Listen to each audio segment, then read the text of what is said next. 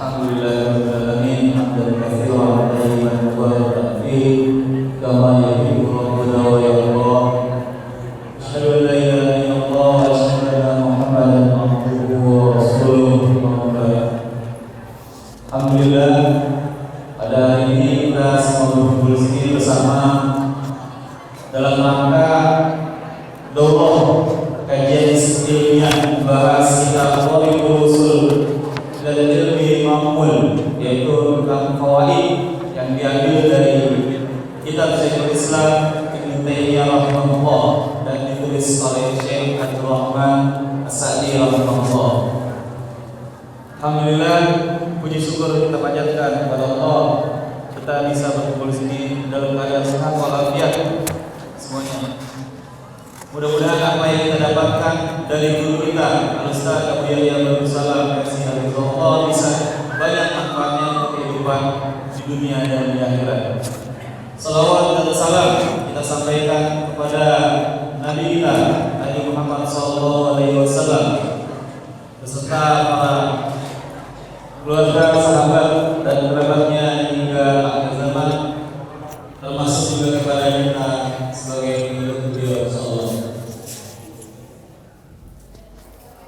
Tidak perlu banyak lebar, mari kita dengarkan kajian yang akan disampaikan oleh Ustaz Abu Yahya Abdussalam rahimahullah taala. Dimohon kepada peserta daurah untuk tenang, mendengarkan, mencatat apa yang beliau sampaikan, karena kita tidak mampu untuk mengingat walaupun kita sudah berikan daurah seperti ini. Mungkin ada banyak penambahan nanti dari penjabaran apa yang telah dituliskan di sini. Jadi mohon untuk mencatat supaya lupa dan bisa membagikan kepada teman kita atau keluarga kita yang ada di rumah yang kebetulan belum bisa untuk mengikuti acara ini. Selanjutnya mari kita ikuti saja pemaparan dari guru kita Al-Ustaz Abu Yahya Abdussalam pada beliau. Assalamualaikum warahmatullahi wabarakatuh. Alhamdulillahirabbil alamin. Wassalatu wassalamu ala asyrafil anbiya wal mursalin nabiyina Muhammadin wa alihi wa sahbihi wa man tabi'ahum bi ihsan ila yaumiddin. Asyhadu an la ilaha illallah wahdahu la syarika lah wa asyhadu anna Muhammadan abduhu wa rasuluh. Qala Allah Ta'ala fi kitabihil karim, ya ayyuhalladzina amanu taqullaha haqqa tuqatih wa la tamutunna illa wa antum muslimun. Amma ba'd. Bapak dan Ibu sekalian, di daurah yang kedua ini, pada daurah yang pertama kemarin di Blok M mengkaji kitab I'lamul Muwaqqi'in. Karena dasar daripada penentuan judulnya ini berdasarkan kajian kitab di grup WhatsApp, namanya ya grup Al-Fawaid. Cuman qadarullah grupnya baru akhwat semuanya, belum ada ikhwan, karena ikhwannya nggak ada adminnya, Pak. Kalau misalnya di antara bapak ada yang menjadi admin, silahkan khusus mengurus untuk yang ikhwannya ini. Jadi di grup WhatsApp Al-Fawaid itu hari Senin kita membahas I'lamul Muwaqqi'in, hari Selasa membahas Tariqul Ushul ilal Ilmil Ma'mul, hari Rabu kita membahas Al-Mawsu'ah Al-Fiqhiyah Al-Muyassarah, ensiklopedia fikih yang ditulis oleh Syekh siapa yang muridnya Syekh Albani itu, saya lupa namanya. Kemudian di hari Kamis kita membahas masail jahiliyah. Di hari Jumat kita membahas tashihud du'a yang ditulis oleh Syekh Bakar Abu Zaid. Adapun Sabtu dan Ahadnya tidak ada kajian. Kebanyakan pertanyaan-pertanyaan saja. Dan qadarullah grup WhatsApp ini baru akhwatnya saja. Mungkin kalau misalnya ada ikhwan yang minat atau yang lainnya, mungkin bisa dihubungi langsung ke Bang Heru atau panitia ikhwan yang lainnya. Dan kita bikin daurah dalam rangka lebih menjelaskan lagi faidah-faidah yang sudah kita pernah bahas di dalam grup WhatsApp tersebut. Karena di grup WhatsApp itu kita hanya sebatas mengambil fawaid-fawaid ilmiah saja yang penting yang bisa kita petik dari buku-buku tersebut. Ya. Nah itu jadinya karena kemarin daurah yang pertama kita sudah membahas kitab yang kita bahas di hari Senin, yaitu kitab I'lamul Muwaqqi'in. Nah sekarang kita membahas di daurah yang kedua ini membahas kitab yang dibahas di hari Selasa, yaitu Thariqul Wusul ilal Ilmil Ma'mul. Nanti di daurah yang ketiga kita akan membahas Al-Mawsu'atul Fiqhiyah Al-Muyassarah. Di daurah yang keempat kita akan membahas Masail Jahiliyah. Di daurah yang kelima insyaallah kita akan membahas kitab Tashihud Doa. Nanti tahun depan kembali ke awal lagi I'lamul Muwaqqi'in. Demikian terus. Ya. Kita jadikan ini daurah rutin untuk grup Al-Fawaid ini. Tiada lain adalah sebagai yang pertama lebih mendalami kitab-kitab para ulama. Yang kedua, lebih mengokohkan keilmuan kita. Karena kitab-kitab yang saya pilihkan itu adalah kitab-kitab yang sangat penting yang berbicara tentang dasar-dasar dinul Islam, dasar fikih. Seperti kitab I'lamul Muwaqqi'in itu membahas tentang kaidah-kaidah dalam memahami agama. Sebagaimana mungkin di antara antum ada yang pernah ikut pada daurah yang pertama, ya, dia akan melihat bagaimana kaidah-kaidah yang sangat penting yang kita bahas pada waktu itu. Ya. Baik, semuanya sudah punya ini ya? Iya. Memang di daurah kita ini ditarik uang karena yang pertama untuk keperluan buku ini dan kedua untuk makan. Dan alhamdulillah kita sama sekali tidak mengambil keuntungan ya. Semuanya untuk mengkoordinir keperluan antum semuanya saja. Walaupun sebagian ikhwan ada yang menganggap ini cari untung dan yang lainnya ya terserah sih ya. Yang jelas alhamdulillah kita tidak melakukan itu. Kitab Thariqul Wusul itu apa? Kitab Thariqul Wusul itu adalah kitab yang ditulis oleh seorang ulama Saudi. Beliau guru daripada Syekh Utsaimin rahimahullah. Jadi yang menulis buku ini gurunya Syekh Utsaimin langsung. Namanya Syekh Abdurrahman As-Sa'di. Ya. Penulis buku ini yaitu Syekh Abdurrahman As-Sa'di rahimahullah. Beliau sudah meninggal dunia. Di mana Syekh Utsaimin dari kecil dididik oleh beliau. Syekh Utsaimin rahimahullah semenjak mengenal agama, din dan belajar dibimbing oleh Syekh Abdurrahman As-Sa'di ini. Sampai kepada usia beliau yang sudah mulai menginjak pemuda, maka kemudian Syekh Utsaimin pun minta izin untuk pergi ke Riyadh dalam rangka menuntut ilmu. Jadi guru pertamanya Syekh Utsaimin itu beliau ini, penulis buku ini. Namanya siapa tadi? Syekh Abdurrahman As-Sa'di. Nah, Syekh Abdurrahman As-Sa'di beliau ini ya sangat gandrung dengan kitab-kitab Syekhul Islam Ibnu Taimiyah rahimahullah. Ya, Syekh Abdurrahman As-Sa'di sangat gandrung dengan kitab-kitab Syekhul Islam Ibnu Taimiyah rahimahullah. maka semua buku-buku Syekhul Islam dibaca, Pak. Semuanya. Ratusan buku tersebut ya, dibaca oleh beliau. Tapi kebiasaan para ulama kalau baca buku itu nggak sebatas baca. Setiap ada faidah dicatat. Ada faidah dicatat. Ada faidah dicatat. Nah, catatan faidah ini jadi buku. Bukunya apa? Thariqul Usul.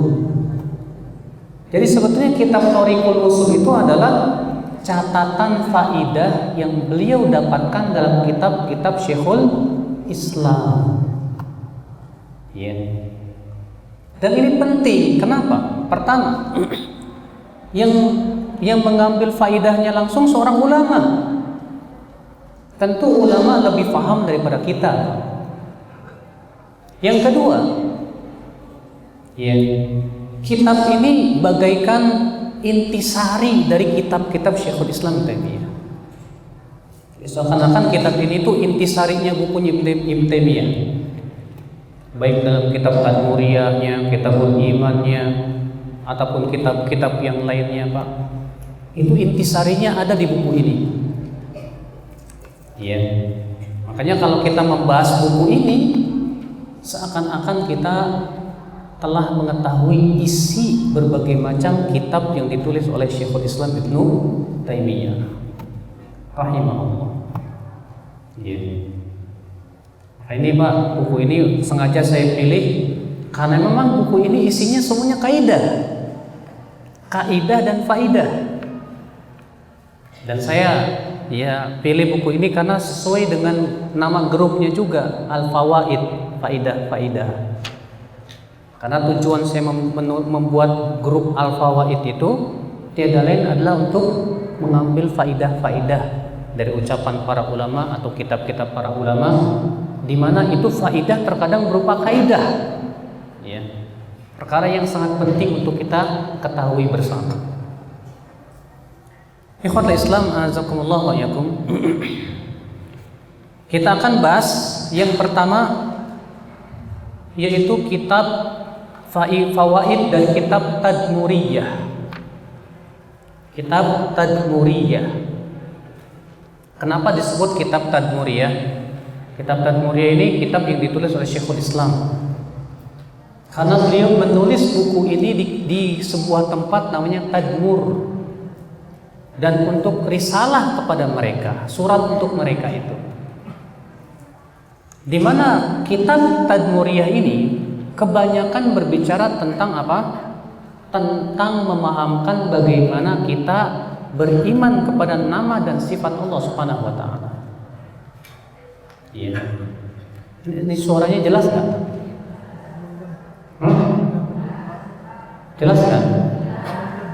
Agak mendem ya, makanya saya juga kayaknya kayak agak-agak ini gitu. Hello, tes. Mungkin teknisinya bisa lebih di ini, Mas. Ya, biar lebih mantap gitu dengarnya gitu. Cek. 1, cek. Baik, aduh. Cek 1. Yang ini aja deh. Tes. Baik, ya. Kitab Tadmuriyah adalah kitab yang berbicara tentang masalah asma wa sifat. Bagaimana kita beriman kepada nama-nama dan sifat-sifat Allah Subhanahu wa taala. Ini intisarinya daripada kitab tersebut. Baik, kita ambil faidah yang pertama yang dibawakan oleh Syekh Abdurrahman As-Sa'di dalam kitab tersebut. Syekhul Islam berkata, "Fala budda lil 'abdi an yuthbita lillah ma yajibu itsbatu lahu min sifatil kamal wa yanfi anhu ma yajibu nafyuhu ya mimma yudadu hadhihi al-hal wa masyi'atuhu la budda fi ahkami an yuthbit ya khalqahu wa amruhu ya wa fayu'minu bi khalqi al-mutadammin li kamali qudratihi wa umumi masyi'atihi." Ini tulisannya agak ini kebalik-balik nih, ya. Matanya yang di internet yang dibuat di situ justru bagus, itu nggak kebalik-balik, lihat. Benar, ini benar nih. Yang ini mungkin agak sedikit ini ya. Tapi nggak apa-apa. Yang penting terjemahannya benar.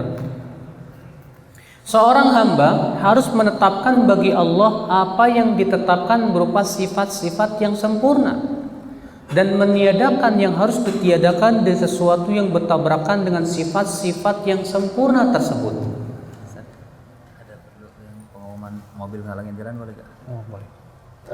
Apa untuk pemilik kendaraan B1422 KM Alphard atau Velfire itu saya mohon digeserkan menghalangi jalan pada pemilik B1422 KM Toyota Alphard supaya memindahkan kendaraannya. Terima kasih. Iya. Kita lanjutkan. Seorang hamba harus menetapkan bagi Allah apa yang ditetapkan berupa sifat-sifat yang sempurna. Karena ya akhi, azakumullah wa iyyakum, perbedaan Ahlussunnah dengan yang lainnya dalam masalah bab nama dan sifat Allah Subhanahu wa taala adalah apa? Bahwa Ahlussunnah wal Jamaah menetapkan seluruh sifat yang ada dalam Al-Qur'an dan hadis. Iya. Ini keistimewaan Ahlussunnah wal Jamaah, di mana ikhwata Islam azakumullah wa iyyakum nanti akan dibahas perbedaan Ahlussunnah dengan selain Ahlussunnah dalam tata cara menetapkan sifat Allah Subhanahu wa taala. Kita lanjutkan dulu. Dan dia harus menetapkan dalam hukum-hukum Allah, yaitu menetapkan penciptaan dan perintahnya, maka dia beriman dengan penciptaan yang mengandung kesempurnaan kekuasaan Allah dan juga mengandung keumuman, yaitu kehendak Allah Subhanahu wa taala. Iya.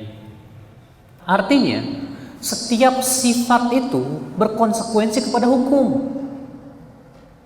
Makanya lihat Bapak Ibu ya, siapa saja di antara kita yang membaca Al-Qur'an, ketika Allah menyebutkan tentang ayat-ayat hukum, sering kali ayat tersebut ditutup dengan nama Allah Subhanahu wa taala. Silakan Bapak baca misalnya dalam surat An-Nisa yang berbicara tentang hukum warisan. Tentang hukum apa? Warisan. Iya.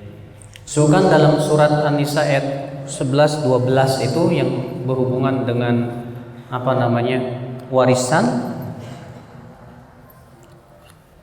Di mana di akhir ayat tersebut disebutkan wa kana Allahu aliman hakima, dan adalah Allah Subhanahu wa taala ya, yang surat An-Nisa itu tadi sebentar.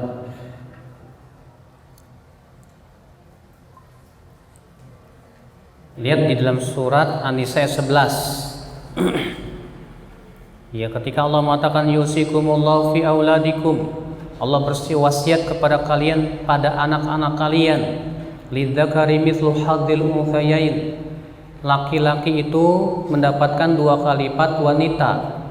Fa in kunna nisaan fawqa thnataini falahunna thulutsa ma tarak, dan jika wanita itu lebih dari 2, maka mereka mendapatkan 2/3 warisan. Wa in kanat wahidatan falahan nis, tapi kalau anak wanita itu hanya 1 orang saja, dia dapat setengah. Wali abawaihi likulli wahidin minhum as-sudus, dan kedua orang tua mayat mendapatkan masing-masing 1/6 dari harta yang ditinggalkan jika mayat meninggalkan anak. Fa illam yakun lahu waladun wa warithahu abawahu fali ummi thuluth, tapi jika tidak meninggalkan anak sementara kedua orang tuanya itu ya mendapatkan warisan, maka ibunya dapat 1/3, sisanya buat ayah. Fa in kana lahu ikhwatun fali ummi sudus, tapi kalau si mayat itu punya saudara lebih dari 1, ibu dapat 1/6. Nimba di wasiyati yusi biha audain, tapi pembagian warisan itu dilaksanakan setelah mengeluarkan dulu wasiat atau membayar hutang. Abaukum wa abanaukum la tadruna ayyum aqrabu lakum naf'a, bapak dan anak kalian tidak tahu siapa yang paling dekat kepada kalian manfaatnya. Fariidatan minallah, sebagai kewajiban dari Allah. Lalu Allah menutup ayat itu dengan nama Allah. Apa itu? Innallaha kana aliman hakima. Sesungguhnya Allah itu maha berilmu, maha mengetahui, dan maha hakim. Hakim itu apa? Maha bijaksana. Apa konsekuensi dari ayat ini? Maka Syekhul Islam Taimiyah di sini mengatakan bahwa menetapkan sifat-sifat dan nama Allah itu, ya, itu berhubungan dengan hukum-hukum Allah. Ketika Allah misalnya dalam ayat ini menjelaskan tentang ayat warisan, Allah mengatakan Allah maha mengetahui, artinya yang paling tahu tentang apa yang paling maslahat buat kalian ya Allah.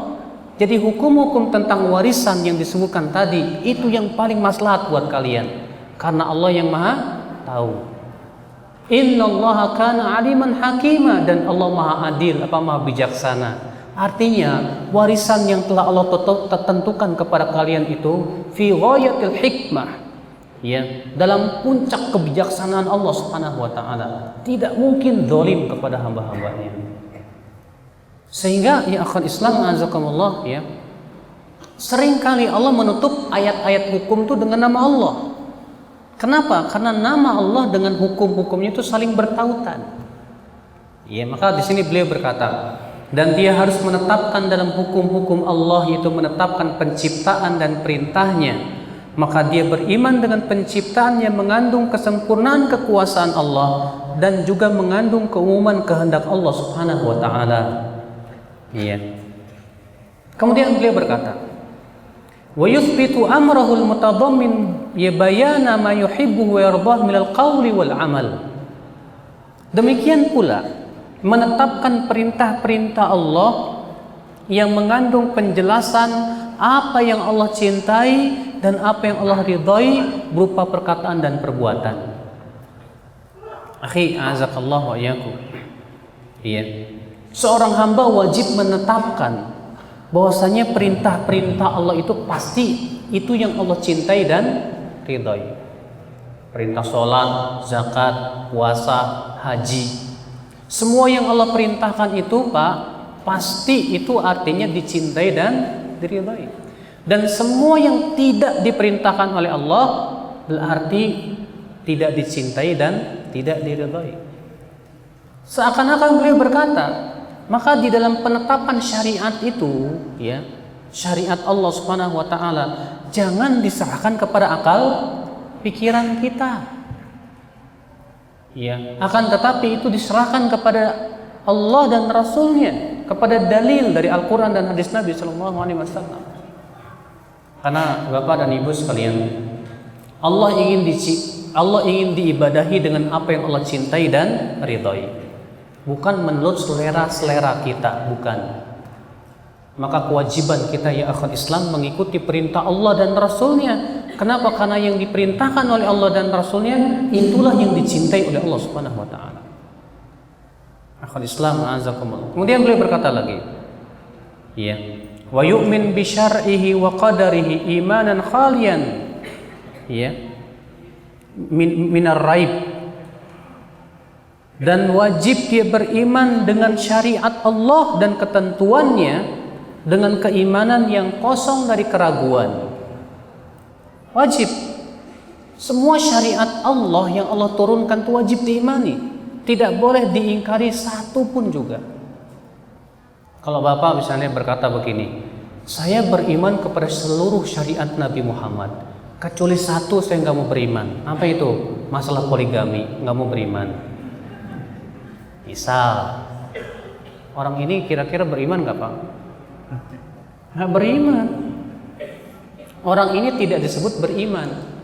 Tapi bukan berarti perempuan yang nggak mau dipoligami nggak beriman, Pak. Bukan. Ya, bukan itu maksud saya. Tapi maksud saya adalah masalah yang berhubungan dengan keimanan. Karena semua syariat Allah itu berasal dari siapa? Dari Allah. Karena semua syariat itu berasal dari Allah, semuanya wajib diimani. Sekecil apapun wajib diimani. Iya. Maka dari itu di dalam agama kita, Pak, tidak dikenal istilah cangkang dan inti, nada. Agama kita itu semua inti, karena semuanya wahyu dari Allah Subhanahu wa taala. Makanya Nabi SAW mengatakan apa? La tazalu ummati ala khairin ma'ajjalul fitr. Umat Islam akan senantiasa di atas kebaikan selama mereka bergegas berbuka puasa. Bergegas buka puasa itu banyak orang menganggap remeh loh Pak. Tapi ternyata Nabi mengatakan umat Islam senantiasa di atas kebaikan. Selama kapan? Selama mereka bergegas berbuka puasa.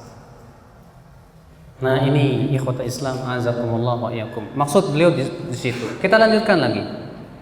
Wa hadza yatadamman lit-tauhid fi ibadati la syarika lahu.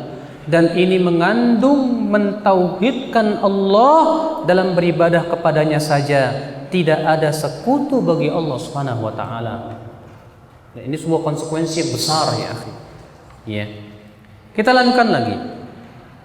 Kata beliau ya, menyebutkan tentang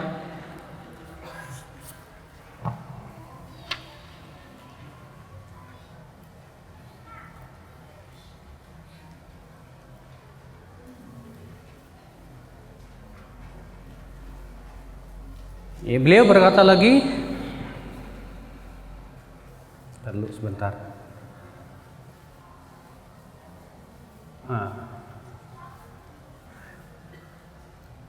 Kata beliau, wa hadha yatadamman at-tauhid fi ibadati wahdahu la syarikalah, wa huwa at-tauhid fil qasdi wal iradati wal amal, wal awwal yatadamman at-tauhid fil ilmi wal qaul.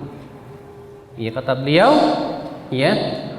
Dan ini mencakup tauhid di mana seseorang hamba hanya beribadah kepada Allah saja, tidak ada sekutu baginya, yaitu tauhid dalam tujuan dan keinginan serta amal. Di mana yang pertama yaitu tauhid dalam tujuan, ya yatadamman at-tauhid fil ilmi wal qaul, yaitu mencakup masalah tauhid dalam ilmu dan ya ucapan, kata beliau. Ya.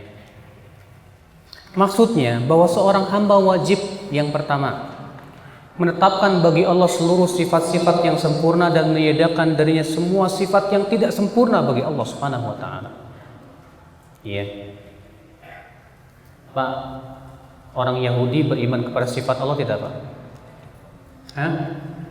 Beriman. Tapi mereka beriman kepada sifat Allah itu dengan kekurangan, dengan aib. Contoh, orang Yahudi beriman Allah punya tangan tidak? Hah? Beriman tidak, Pak? Beriman. Tapi apa kata orang Yahudi? Wa qalatil yahudu yadullahi maglulah. Berkatalah orang Yahudi itu, tangan Allah terikat. Ya. Orang Yahudi beriman kepada sifat tangan, tapi mengimaninya dengan tidak secara sempurna. Ya. Mereka mengatakan tangan Allah itu terikat. Sementara dalam hadis mengatakan, innallaha yabsutu yadahu bil lail. Allah senantiasa membuka tangannya di waktu malam untuk menerima taubatnya orang yang berbuat dosa di waktu siang. Allah juga berfirman, bal yadahu mabsutatan, justru kedua tangan Allah terbuka. Iya. Nah itu ya akal Islam. Yang kedua, menetapkan bagi Allah penciptaan dan perintah Allah Subhanahu wa taala, di mana penciptaan menunjukkan akan kekuasaan Allah yang luar biasa dan kehendaknya yang mencakup segala sesuatu. Allah menciptakan berarti apa, Pak? Yang namanya pencipta itu berkonsekuensi banyak sifat, Pak. Sifat yang pertama apa? Dia maha kuasa. Sebab kalau tidak punya kekuasaan dia tidak bisa menciptakan. Yang kedua, dia berilmu. Sebab ketika Allah menciptakan segala sesuatu pasti dengan ilmu. Ya, Allah menciptakan manusia misalnya, Pak. Bagaimana Allah menciptakan kulit, mata, telinga dan yang lainnya? Itu menunjukkan kepada ilmu Allah Subhanahu wa taala. Yang ketiga, mencakup kepada apa? Kehendak Allah Subhanahu wa taala. Coba aja, Pak. Setiap kita kan wajahnya beda-beda ya, Pak ya. Ada yang matanya sipit, ada yang matanya belok, Ada yang hidungnya mancung ke depan, ada yang hidung mancung ke dalam, gitu kan? Ada yang giginya Masya Allah bagus, ada yang rapi, ada yang ya ompong dan yang lainnya. Ada yang berjenggot, ada yang tidak berjenggot. Itu kehendak siapa? Allah. Sementara kita tidak punya kehendak. Kita terlahir tahu-tahu laki-laki aja. Kita terlahir tahu-tahu ibu-ibu terlahir tahu-tahu perempuan aja. Maka ciptaan Allah itu menunjukkan kepada kehendak tidak, Pak? Iya. Ciptaan Allah menunjukkan kepada kehendaknya. Kita tidak bisa dan kita hanya sebatas mengikuti kehendak Allah Subhanahu wa taala. Walaupun memang kehendak Allah itu ada dua macam. Ada kehendak yang bersifat kauniyah, qadariyah, ada juga kehendak yang bersifat diniyah, syar'iyah. Adapun kehendak yang sifatnya kauniyah ini berhubungan dengan penciptaan. Sedangkan kehendak yang bersifat diniyah, syar'iyah ini yang berhubungan dengan perintah dan larangan. Ya. Kehendak yang sifatnya penciptaan itu sudah kehendak Allah murni sudah. Kita tidak bisa merubah-rubah. Tapi kalau untuk sifatnya diniyah syar'iyah ini berhubungan juga dengan kehendak kita. Perintah Allah untuk sholat, zakat, puasa. Demikian pula Allah memerintahkan kita untuk apa? Ya, meninggalkan semua larangan-larangan. Manusia punya kehendak nggak, Pak? Punya kehendak nggak, Pak? Punya. Ketika seseorang sholat, ada nggak kehendak dan keinginan untuk sholat? Ada. Ketika ada orang berbuat maksiat, dia berbuat maksiat itu dengan kehendak siapa dan keinginan siapa? Nggak boleh seseorang mengatakan saya berbuat maksiat dengan kehendak Allah. Lah. Anda berbuat maksiat dengan kehendak Anda sendiri. Allah, kamu sudah tahu kan Allah melarang dan Allah tidak berkehendak untuk dimaksiati. Walaupun memang segala sesuatu tak lepas dari kehendak Allah, betul. Tapi perbuatan kamu itu adalah yang melakukan kamu dan dengan kehendak kamu. Iya. Ikhwata Islam, a'azakumullah wa iyyakum. Nah ini Bapak sekalian, ini sebagai sebuah muqaddimah ya, karena ini akan berhubungan dengan faidah-faidah selanjutnya. Baik, faidah yang kedua yang bisa kita petik, Wallahu subhanahu wa ta'ala ba'atha rusulahu bi'ithbatin mufassal wa nafyin mujmal fa athbatu lillahi sifati ala wajhi tafsil wa nafau anhu ma la yasluhu lahu minat tashbihi wa tamthil. Kata beliau, Allah mengutus para rasulnya untuk menetapkan sifat secara terperinci dan meniadakan secara global, dan menetapkan bagi Allah sifat-sifat secara terperinci dan meniadakan bagi Allah yang tidak layak baginya, berupa menyerupakan Allah dengan makhluknya. Maksud beliau bahwa para rasul itu lebih banyak menetapkan sifat Allah ya daripada meniadakan. Makanya dalam Al-Quran dan hadis penetapan sifat itu lebih banyak dibandingkan meniadakan. Ya, betul tidak Pak? Sangat betul. Allah dalam Al-Quran meniadakan sifat yang tidak baik itu hanya dalam beberapa ayat saja. Di antaranya dalam surat Al-Ikhlas Allah mengatakan apa? Lam yalid walam yulad walam yakul lahu kufuwan ahad. Allah tidak melahirkan dan tidak dilahirkan, dan tidak ada yang sebanding dengan Allah sesuatu pun juga. Nah di sini Allah meniadakan, tapi Pak ingat, semua peniadaan yang Allah tiadakan dalam Al-Quran tujuannya untuk menetapkan sifat yang lebih sempurna. Contoh misalnya, Allah tidak beranak dan tidak diperanakan. Maksudnya apa? Artinya Allah tidak butuh anak. Kenapa? Karena yang butuh anak itu lemah. Kenapa Bapak Ibu pengen punya anak? Coba. Karena kita butuh anak. Ya, nanti saya sudah tua, saya butuh perhatian anak juga. Sementara Allah tidak butuh anak. Allah Subhanahu wa ta'ala berdiri sendiri, hidup dan kekal, tak akan pernah mati. Ya. Nah ini Pak. Demikian pula di dalam surat dan ayat kursi Allah meniadakan juga. Apa itu? Allah berfirman, la ta'khudhuhu sinatun wala naum. Allah tidak terkena sinah. Sinah itu apa? Ngantuk. Wala naum, Allah pun juga tidak tidur. Maksud Allah Subhanahu wa taala meniadakan ini apa coba Pak? Artinya Allah itu kehidupannya sempurna. Allah tidak terkena ngantuk dan Allah pun tidak pernah tidur. Karena yang sifatnya yang namanya ngantuk dan tidur itu menunjukkan kepada kelemahan. Iya. Kenapa sih kita ngantuk? Kenapa kita tidur? Jawabnya karena kita butuh istirahat. Kenapa sih kita harus istirahat? Karena kita lemah. Sedangkan Allah tidak lemah. Pak, saya mau mengajak Bapak ya kepada analogi yang sangat mudah sekali.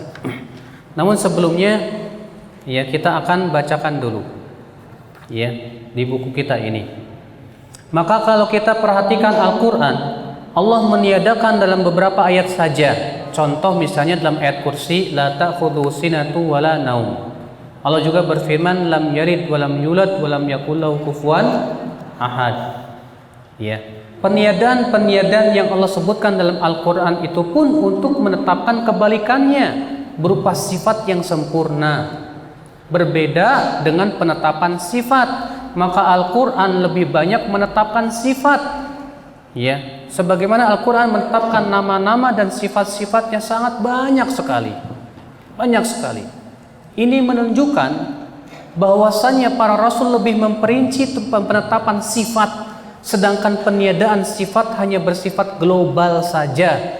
Karena perhatikan, karena peniadaan tidak menunjukkan kepada sifat sempurna. Ya, ini saya ingin jelaskan kepada antum semua Pak, ibu-ibu dan bapak sekalian. Kenapa sih dalam Al-Qur'an tuh menetapkan sifat lebih banyak daripada meniadakan sifat? Karena meniadakan sifat sebetulnya pada asalnya tidak menunjukkan kepada kesempurnaan. Contoh Pak, ya saya berikan, kalau dikatakan kamu tidak bodoh, kamu tidak, ini meniadakan kan Pak? Kamu tidak bodoh, meniadakan tidak? Meniadakan. Kata tidak bodoh tidak menunjukkan dia pintar. Kamu itu nggak bodoh loh, tapi belum tentu pintar, gitu kan? Ya. Berbeda jika dikatakan kamu pintar. Ya. Maka dari itu sebatas meniadakan tidak menunjukkan kepada kesempurnaan sifat. Maka dalam Al-Qur'an ketika Allah meniadakan sifat itu adalah untuk menetapkan kebalikannya, yaitu sifat yang sempurna. Makanya dalam Al-Qur'an lebih banyak menetapkan sifat daripada meniadakan sifat. Sekarang kalau Bapak dipuji begini, Bapak ini kok orangnya pinter, rajin, Bapak ini orangnya ganteng, berilmu, Bapak ini Masya Allah orangnya ya luas pengetahuannya dan yang lainnya. Sekarang bedakan dengan perkataan saya, Bapak ini gak malas, gak bodoh, gak jelek, ya, gak lemah. Kira-kira itu pujian bukan Pak? Hah? Pujian bukan? Bukan kan? Kalau Bapak saya sifati begitu, Bapak itu nggak malas loh, nggak jelek, nggak bodoh juga, nggak lemah. Ini nama bukan memuji Pak. Bahkan terkadang ini bisa jadi apa? Ngejek. Makanya kenapa Al-Qur'an tuh nggak begitu dalam mensifati Allah. Ya, kenapa beliau berbicara seperti ini Pak?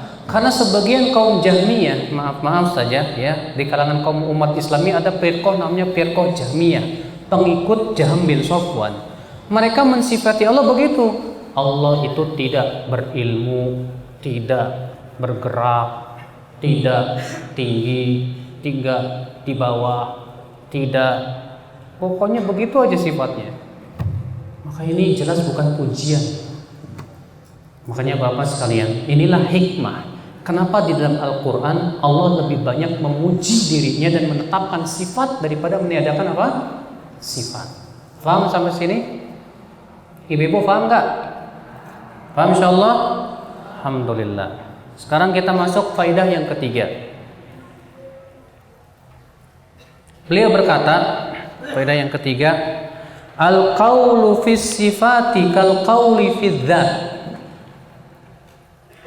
Fa inna Allah laisa kamitsli syai'un la fi dzati wala fi asma'ihi wala fi sifatihi wala fi af'alihi. Fa idza kana lahu dzatun haqiqiyyah la tumathilu dzawat, fa dzatu muttasifatun bi sifatin haqiqiyyah la tumathilu sa'iras sifat. Beliau berkata begini, pembicaraan masalah sifat sama dengan pembicaraan tentang zat,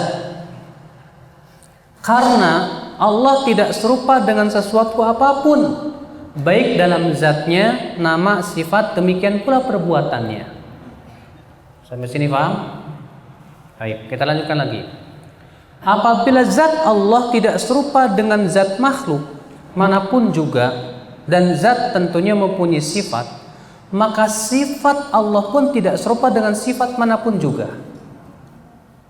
Iya. Ini perhatikan, bukunya dibaca Pak sambil dilihat. Ini kaidah untuk membantah kaum Mu'tazilah dan Jahmiyah. Kenapa Pak? Karena Mu'tazilah dan Jahmiyah ini menolak sifat Allah. Ya. Kata beliau, saya katakan sini, ini kaidah untuk membantah kaum Mu'tazilah yang menolak sifat dengan klaim kalau Allah punya sifat berarti Allah sama dengan makhluk. Ya.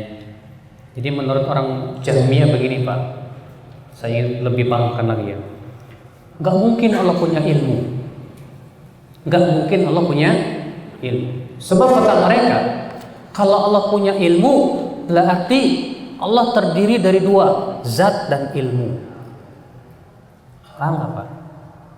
Jadi menurut pikiran mereka, menetapkan sifat itu berarti menetapkan beberapa zat.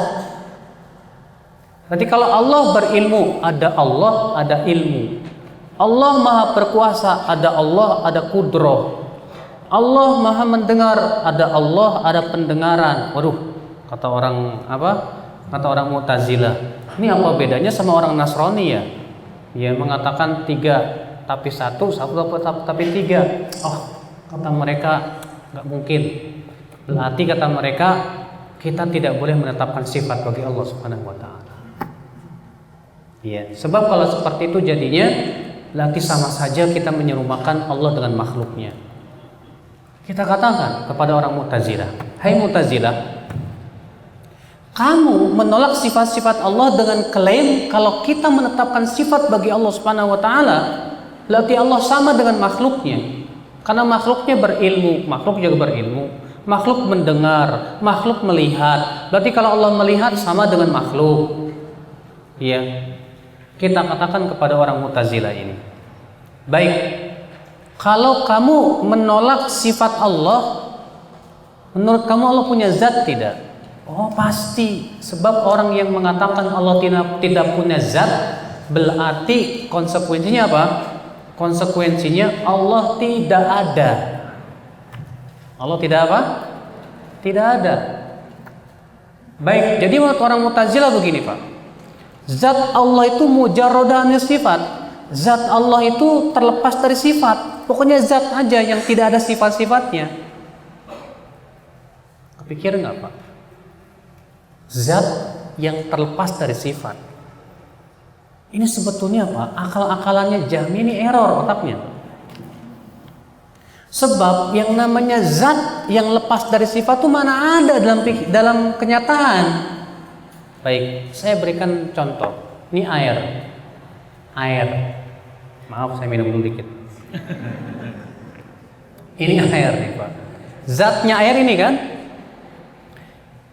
Bapak bisa nggak mengatakan air ini tanpa sifat? Hah? Bisa nggak kita katakan begitu?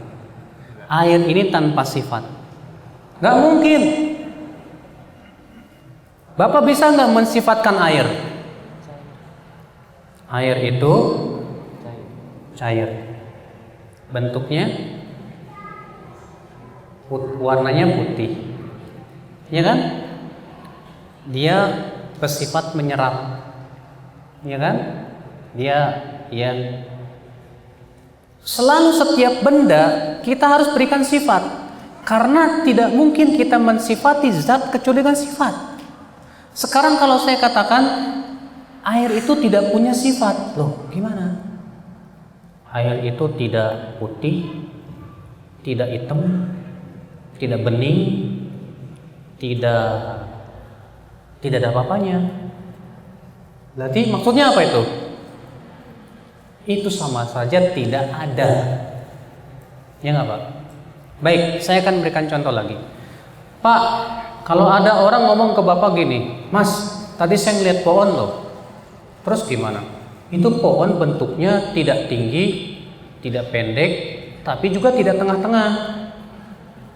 Tidak keras, tidak lembek, tidak punya batang, tidak punya daun, tidak punya cabang, tidak punya akar.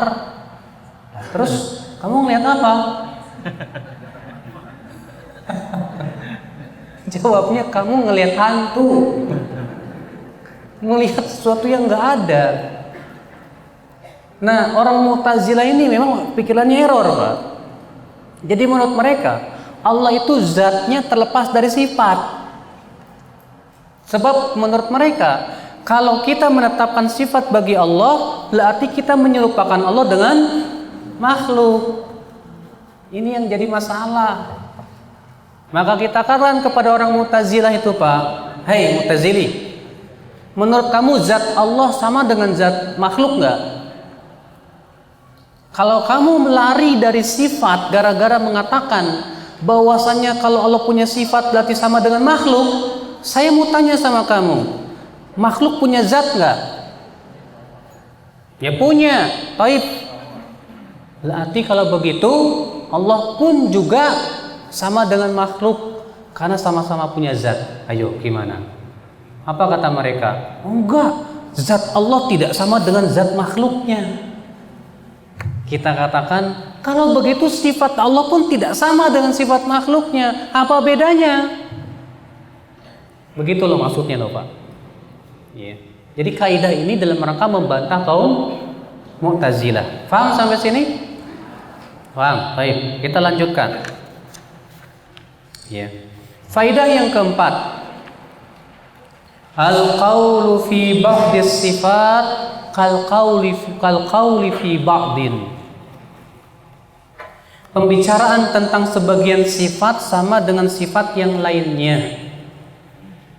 Ini bantahan terhadap kaum Asy'ariyah dan Maturidiyah. Jadi Asy'ariyah Maturidiyah itu Pak menetapkan sebagian sifat dan menolak sifat yang lain. Kalau Mu'tazilah dan Jahmiyah menolak sifat secara keseluruhan. Kalau Asy'ariyah sama juga Maturidiyah, sama juga Kullabiyah, mereka ini menetapkan sebagian sifat dan menolak sifat yang lainnya. Makanya kan kaum Asy'ariyah hanya menetapkan bagi Allah berapa sifat?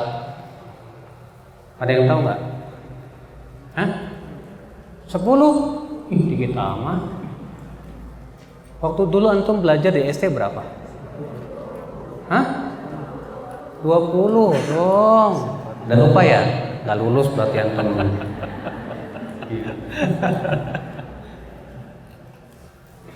Bang masih ingat nggak Bang? Wujud kidamba khalafatun lil hawadithi. Terus sifat 20 tadi itu. Qiyamuhu binafsihi. Terus Qadrat iradat ilmu Ayat sama basal alam ya. Masya Allah. Ini soalnya dulu bekas kiainya Mas. Ya. Wujud kidamba kok. Saya dulu tuh sampai hafal banget Pak, nyanyi di panggung saya tuh. Wujud kidamba kok mukhalafatun lil hawadisi. Masya Allah.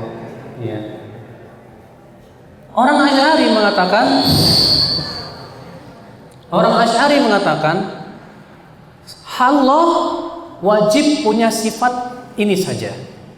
Selain itu mustahil bagi Allah. Mustahil bagi Allah. Ketika ditanya, kenapa kamu menetapkan bagi Allah sifat hanya 20? Jawabnya apa? Karena ini yang masuk di akal. Selain itu tidak masuk di akal. Berarti sebetulnya Asy'ari itu pun juga sama dengan Mu'tazilah sebetulnya, Pak. Dari sisi mendewakan apa? Akal. Ya.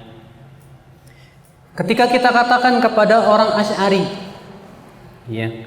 Kita baca dulu ya. Kita baca dulu di sini. Ini bantahan terhadap kaum Asy'ariyah atau yang semisalnya seperti Maturidiyah yang mengimani sebagian sifat dan menolak sifat-sifat yang lain. Kita katakan kepada mereka, kenapa kalian menolak sifat marah bagi Allah? Orang Asy'ari itu nggak beriman, Pak, akan adanya sifat marah bagi Allah, karena tidak ada dalam 20 sifat. Apa kata mereka? Mereka berkata, itu mustahil bagi Allah, karena marah itu kan bergolaknya darah dalam hati. Ya. Sedangkan itu sifat makhluk. Kita katakan kepada mereka, kalian wahai Asy'ari menetapkan sifat iradah atau keinginan bagi Allah Subhanahu wa taala. Ada nggak, Pak, dalam 20 sifat itu sifat iradah? Ada nggak, Bang? Ada. Sifat iradah? Ada. Ya. Kemudian kita katakan, bukankah sifat iradah juga sifat makhluk? Ya tidak.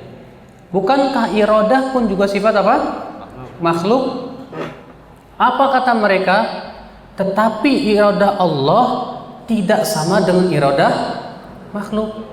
Kita katakan, maka marah pun juga tidak sama dengan, ya, kok tulisnya gini sih? Maka marah Allah pun tidak sama dengan marahnya makhluk. Tolong diluruskan ya. Maka marah Allah pun juga tidak sama dengan marahnya makhluk. Demikian pula dengan sifat-sifat yang lainnya, tidak ada bedanya dalam hal ini. Sebagaimana iradah Allah tidak serupa dengan iradah makhluk, marahnya Allah pun tidak serupa dengan marahnya apa?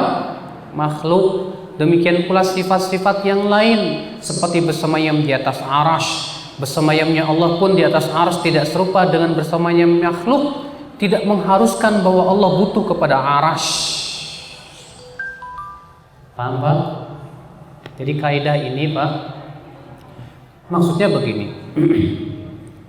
Penetapan sebagian sifat tidak ada bedanya dengan sifat yang lain. Artinya, kamu kok menetapkan hanya 20 sifat, kenapa?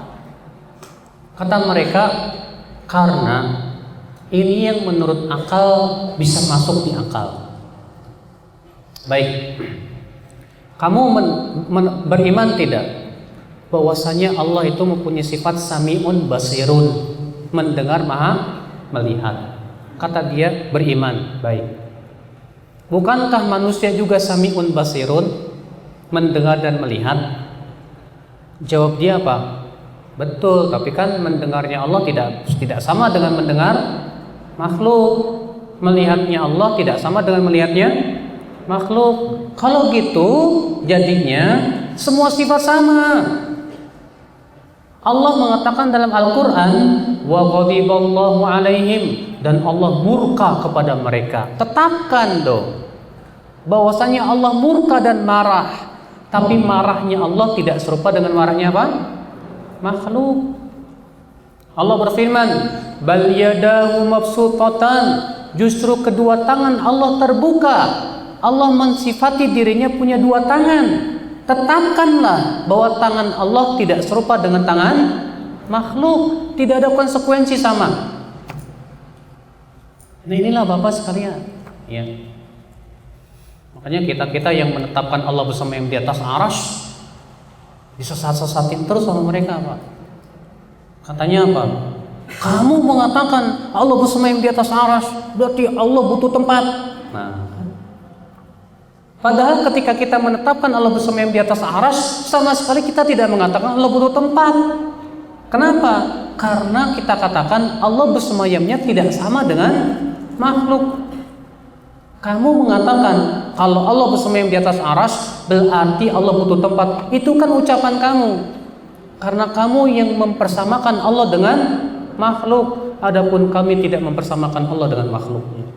Allah ada di mana-mana gitu. Iya. Makanya konsekuensinya apa?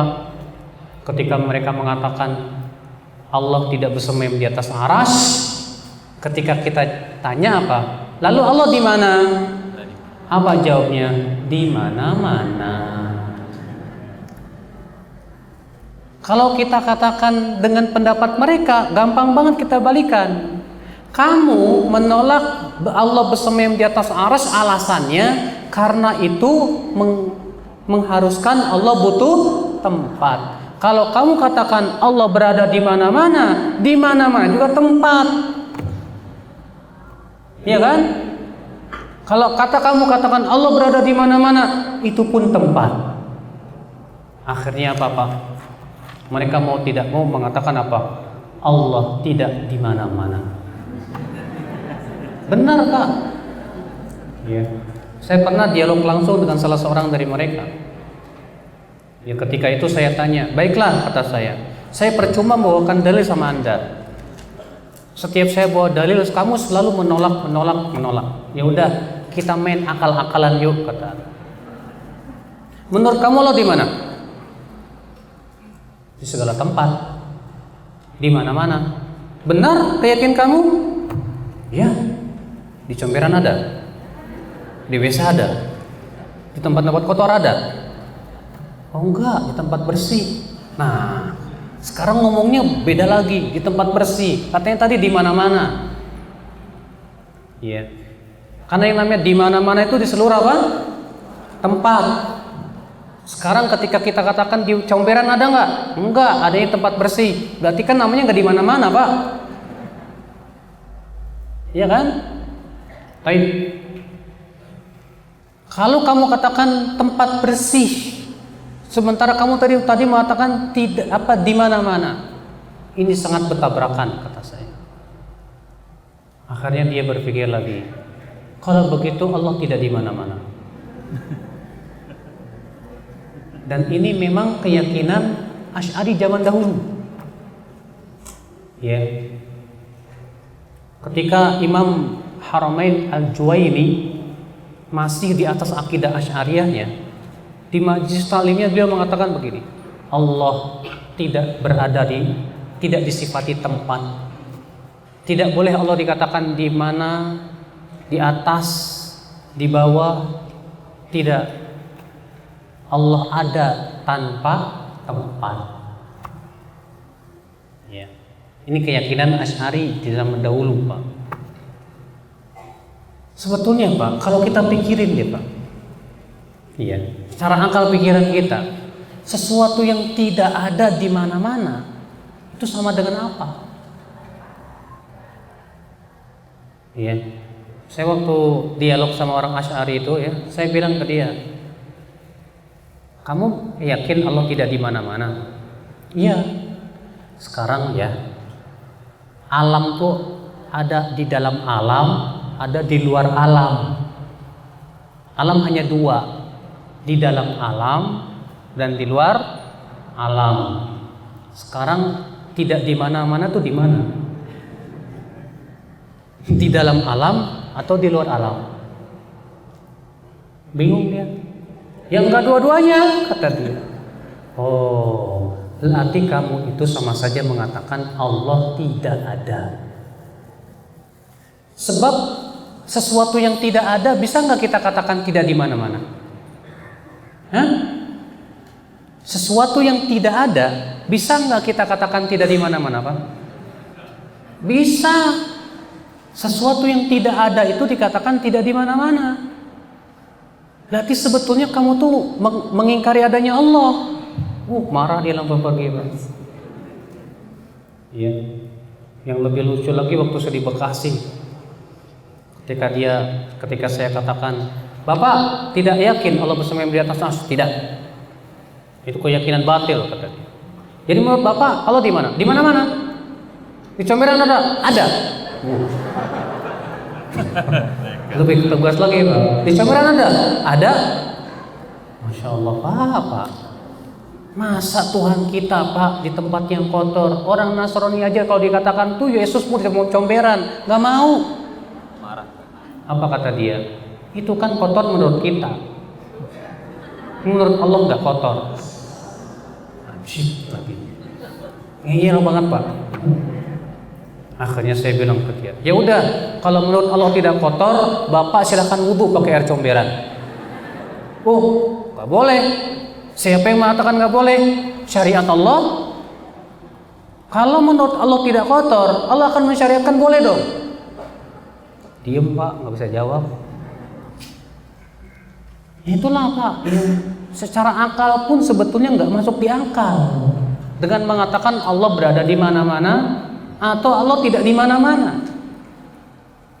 Makanya ya akhwal Islam azakumullah wa iyyakum, penetapan Ahlussunnah mengatakan Allah bersama di atas arsy, namun tidak mengharuskan Allah berada dan membutuhkan tempat, karena Allah tidak sama dengan makhluknya. Dah selesai, gampang kan, mudah. Ya. Nah ini ya akhwal Islam azakumullah wa iyyakum. Faedah yang kelima, kita lanjutkan.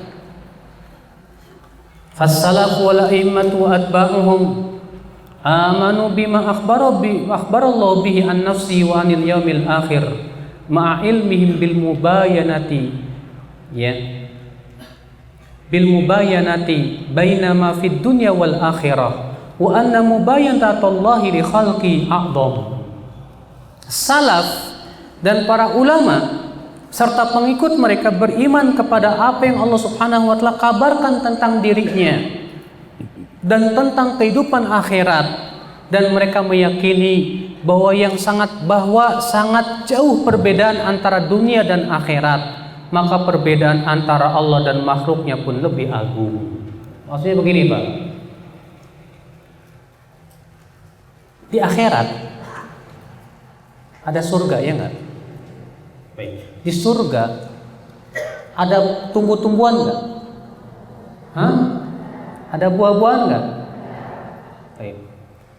Di surga ada buah pisang? Pisangnya surga sama dengan pisang dunia enggak? Hah? Sama enggak? Tidak mungkin sama. Karena Allah mengatakan wa utu bihi mutasyabiha. Mereka diberikan oleh Allah sesuatu yang serupa namanya, tapi tidak serupa bentuknya. Kata Ibnu Abbas, namanya saja sama pisang, tapi bentuk dan rasanya jauh berbeda. Ini makhluk loh, Pak. Makhluk bukan? Makhluk. Pisang akhirat tidak sama dengan pisang dunia. Sekarang boleh saya minta kepada Bapak, tolong sifatkan ke saya pisang akhirat. Ada yang bisa? Hah? Nggak ada yang bisa kan? Taib. Bapak mau mensifatkan pisang akhirat nggak bisa. Bapak mau mensifatkan sifat Allah, tangan Allah, gimana? Ya, nggak mungkin. Kalau pisang di akhirat dengan pisang di dunia beda, itu sama-sama makhluk. Bagaimana antara Allah dengan makhluknya? Maka kewajiban kita tetapkan bagi Allah sifat yang sesuai dengan keagungan Allah. Allah punya tangan, makhluk punya tangan, tapi tangan Allah tidak serupa dengan tangan makhluknya. Bapak boleh pikirkan? Jangan dipikirin, Pak. Bapak nggak bisa mikirin. Bapak daripada mikirin tangan Allah, mending mikirin pisang akhirat aja deh. Pisang Ambon gimana ya bentuknya di akhirat? Nggak bakalan ketemu. Nah itu maksudnya beliau begitu. Jangan jauh-jauh, Pak. Yang ada di dunia ini saja, yang ada dalam tubuh kita nggak bisa mikirin. Apa itu? Roh. Bapak pernah ngeliat nggak roh orang keluar dari tubuhnya? Hah? Warnanya apa? Bentuknya apa? Pernah ngelihat? Tuh, warna hitam tuh. Nggak ada. Nggak pernah kita ngelihat. Coba Bapak ya pikirkan, roh tuh bentuknya gimana? Nggak bisa kepikir. Itu masih makhluk. Bahkan ada di dalam tubuh kita. Di tubuh setiap makhluk hidup. Itu saja kita nggak bisa pikirkan. Kalau itu saja nggak bisa mikir, bagaimana kita hendak memikirkan Allah Subhanahu wa Ta'ala? Maka tetapkan saja bagi Allah sifat-sifat seperti yang ada dalam Al-Quran. Misalnya dalam hadis disebutkan Allah tertawa kepada dua orang laki-laki, yang satu membunuh yang lain, tapi dua-duanya masuk surga.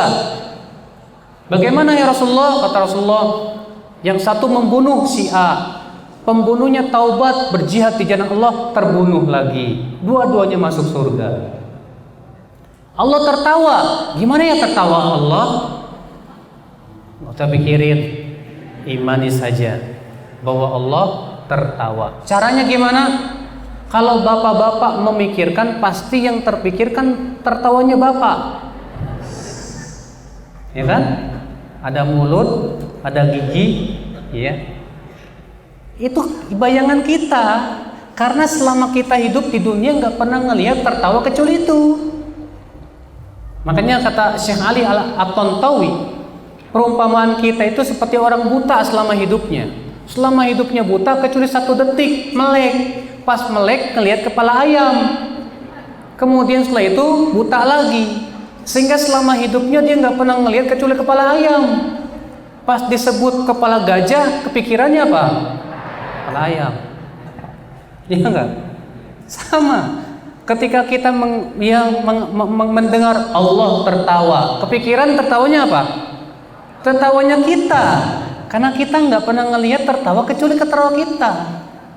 Maka ini sebuah kesalahan yang besar, Pak. Memikirkan sifat Allah bukan tugas kita. Kewajiban kita imani dah. Allah punya sifat. Allah tertawa, Allah marah, Allah murka kepada orang kafir, Allah bersemayam di atas arasy. Bahkan disebutkan dalam hadis Allah punya betis, Allah punya kaki. Pasti yang Bapak pikirkan betis tukang beca ya, pasti itu. Ya kan? Gak sama betis Allah dengan betis Allah Subhanahu dengan makhluknya. Ya. Ini wajib kita imani ya akhul Islam, azakumullah ya. Ya. Nah itu. Faedah yang keenam. Jam berapa sekarang? Baru jam 10.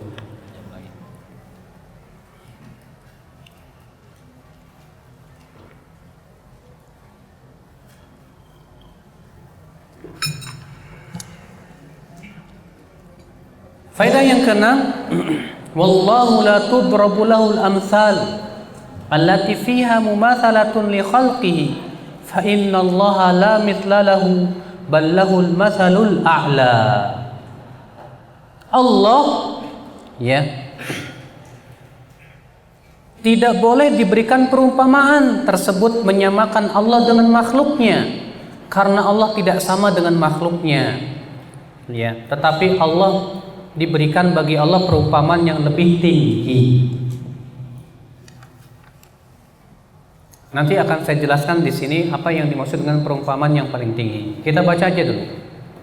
Fala yajuzu an yushraka huwa wal makhluqat fi qiyasi tamthilin wala fi qiyasi syumulin tastawi afradu. Maka tidak diperbolehkan Allah dipersekutukan dengan makhluk-makhluknya di dalam kias yang berbentuk tamthil, yaitu mengkiaskan Allah dengan makhluknya dalam artian sama dalam kesemuaannya. Demikian pula kias syumul, yaitu kias antara Allah dengan makhluk adalah sama, seperti misalnya tangan Allah sama dengan tangan makhluk, wajah Allah sama dengan wajah makhluk. Maka ini jelas batil. Akan tetapi dipergunakan untuk Allah kias yang lebih tinggi. Contoh, apabila manusia yang punya tangan lebih sempurna daripada yang tidak punya tangan, maka tentu bagi Allah telah ya kesempurna, bagi Allah Subhanahu wa taala kesempurnaan, di mana Allah mempunyai tangan sesuai dengan keagungannya. Namanya kias yang lebih tinggi, Pak. Namun ingat, Pak, kias yang lebih tinggi ini hanya dipakai dalam perkara yang sempurna dari seluruh sisi-sisinya. Adapun kalau tidak sempurna dari slow session tidak boleh. Saya berikan contoh. Saya mau tanya sama Pak sama Biu, mana yang lebih sempurna? Manusia yang bisa tidur dengan manusia yang nggak bisa tidur? Hah? Yang satu bilang saya nggak usah tidur, yang satu bilang apa? Oh saya mah enak tidurnya. Kira-kira yang lebih sempurna mana Pak? Menurut manusia, karena kelemahannya itu, yang bisa tidur lebih bagus daripada yang tidak tidur. Tidak boleh kita katakan kalau begitu Allah Maha tidur, nggak bisa. Kenapa? Karena tidur itu tidak sempurna. Ya, manusia yang bisa marah dengan manusia yang dengan manusia yang marah, yang bisa marah dengan yang tidak bisa marah, lebih sempurna mana Pak? Hah? Manusia yang bisa marah dengan manusia yang tidak bisa marah lebih sempurna mana Pak? Manusia yang bisa marah. Iya. Tapi marah itu terkadang bagus, terkadang tidak. Maka pada waktu itu kita tetapkan bagi Allah yang sempurna saja. Apa itu? Bahwa Allah marah kepada yang berhak dimarahi. Nah, adapun yang tidak berhak dimarahi, Allah tidak akan marah. Paham gak Pak? Nah ini yang akhul Islam a'azakumullah ya. Kita lanjutkan. Wa huwa annahu kullu man mattasafa bihil makhluk min kamalin fal khaliq aula bihi wa kullu ma yunazzah anhu al makhluqu min naqsin bitanzihi anhu fal khaliqu aula bihi. Yang dimaksud dengan perumpamaan yang lebih tinggi artinya semua yang disifati oleh makhluk berupa kesempurnaan, maka Allah lebih berhak untuk mendapatkan kesempurnaan tersebut. Dan semua perkara yang bagi makhluk itu sebuah kekurangan, maka bagi Allah pun lebih berhak untuk Allah disucikan darinya. Maka ini kalau sifat tersebut sempurna dari seluruh sisi-sisinya, walaupun terkadang makhluk sempurna bagi makhluk, tapi tidak menjadikan sempurna bagi Allah. Iya. Nah ini Pak. Jadi kias Allah itu nggak bisa dikiaskan dengan makhluk. Allah tidak bisa diserupakan dengan makhluk. Maka dari itulah kewajiban kita tidak boleh mengkiaskan Allah dengan makhluknya. Nah, inilah Pak, kesalahannya orang Asy'ari itu gara-gara menyerupakan Allah dengan makhluk. Coba deh Bapak iseng-iseng ya, datang ke pesantren kuno, tanya ke kiainya, Pak Yai, Allah di mana? Gaplok sama dia. Benar. Kenapa? Karena mereka punya keyakinan Allah tidak boleh ditanya di mana. Sebab kalau dikatakan di mana berarti apa? Kata mereka berarti Allah membutuhkan tempat. Ini jelas Pak, keyakinan yang aneh Pak. Rasulullah SAW pernah nggak bertanya kepada seorang sahabiat atau seorang budak, di mana Allah? Iya, hadisnya sahih dari Muslim. Di mana Rasulullah pernah bertanya kepada seorang jariyah, Aina Allah? Di mana Allah? Qalat fis sama. Dia berkata di langit. Iya. Rasulullah SAW pernah menunjuk ke langit, pernah dalam haji wada. Ketika Rasulullah SAW dia berkhutbah di hadapan para sahabatnya, lalu beliau berkata, Allahumma hal balagh, bukankah aku sudah menyampaikan? Sambil beliau menunjukkan kemana? Ke langit. Kemudian apa kata mereka? Bala, benar ya Rasulullah, engkau telah menyampaikan. Maka Rasulullah bersabda, Allahumma syhad, Allahumma syhad, Allahumma syhad. Sambil menunjuk kemana? Ke langit. Kemudian menunjuk kepada para sahabat. Itu menunjukkan boleh. Iya, ikhwata Islam, azakumullah ya. Baik, kita masuk ke faedah yang ketujuh. Yang bagi an yu'lam anna an-nafya laysa fi kamalin wala madhin illa idza tadammana itsbatan wa kullu ma nafallahu an nafsihi minan naqais wa musyarakatu ahadin lahu fi khasa'isihi fa innaha tadullu ala itsbati dhiddiha min anwa'il kamalat, kata beliau. Dan selayaknya untuk diketahui bahwa meniadakan sifat itu bukanlah menunjukkan kepada kesempurnaan, tidak pula menunjukkan kepada pujian, kecuali apabila mengandung penetapan kebalikannya yang sempurna. Tuh lihat, paham nggak? Sudah saya jelaskan tadi, ya, bahwa meniadakan sifat itu bukan menunjukkan kepada kesempurnaan, tidak pula menunjukkan kepada pujian. Sudah saya sebutkan tadi contohnya, kamu itu nggak malas, nggak jelek, nggak lemah, nggak bodoh. Itu bukan pujian, ya, bukan pujian. Kecuali apabila mengandung penetapan kebalikan yang sempurna. Contohnya Allah mengatakan apa? Allah tidak melahirkan dan tidak dilahirkan. Berarti menetapkan kebalikannya, bahwa Allah tidak butuh anak. Allah berfirman, la ta'khudhuhu sinatun wala naum. Allah tidak ditimpa ngantuk, tidak pula apa? Tidur. Berarti Allah menetapkan kebalikannya, bahwa Allah hidupnya sempurna. Allah tidak butuh istirahat. Ya. Begitu, Bu. Kita lanjutkan. Wa kullu ma nafallahu an nafsihi minan naqaisi wa musyarakati ahadin lahu fi khasa'isihi fa inna tadullu ala itsbati dhiddiha min anwa'il kamalat. Maka semua yang Allah Subhanahu wa taala tiadakan dari dirinya, dari sifat-sifat yang kurang dan juga adanya persekutuan sesuatu dalam kekhususannya, maka itu menunjukkan menetapkan kebalikan dari sifat, ya, dari sifat tersebut berupa sifat yang sempurna. Ya. Maksud beliau, kalau bahwa sebatas meniadakan sesuatu sifat tidak menunjukkan akan kesempurnaan dan tidak pula pujian. Contoh misalnya kalau kita berkata kepada seseorang, kamu tidak bodoh, ini artinya meniadakan bahwa kamu tidak bodoh. Tetapi apakah itu pujian? Tentu bukan. Ya. Atau itu kesempurnaan? Juga tidak.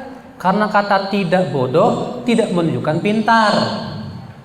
Atau kita katakan pada seorang, kamu itu tidak panas. Kok tidak panas ya? Benar sih, nggak bingung kok tidak panas. Bagusnya sih kamu tidak pintar, tidak malas, ya. Bukan panas. Kalau kita kamu tidak malas, bukan panas. Ya, salah tulis ini. Salah tulis. Atau kita katakan pada seorang, kamu tidak malas. Apakah itu pujian? Tentu tidak. Maka sebatas meniadakan itu tidak menunjukkan kepada pujian, tidak pula menunjukkan kepada kesempurnaan, kecuali apabila peniadaan tersebut mengandung penetapan yang lebih sempurna. Contoh misalnya Allah mengatakan, la ta'khudhu sinatu wala naum. Allah tidak ngantuk, tidak tidur. Artinya menetapkan kesempurnaan akan qayyumiyahnya Allah Subhanahu wa taala. Allah juga berfirman, lam yalid wa lam yulad. Allah tidak melahirkan dan tidak dilahirkan. Artinya Allah tidak membutuhkan kepada anak dan juga tidak butuh kepada siapapun dari makhluk ini. Berarti itu menunjukkan kepada penetapan kebalikannya yang lebih sempurna. Begitu Pak maksudnya.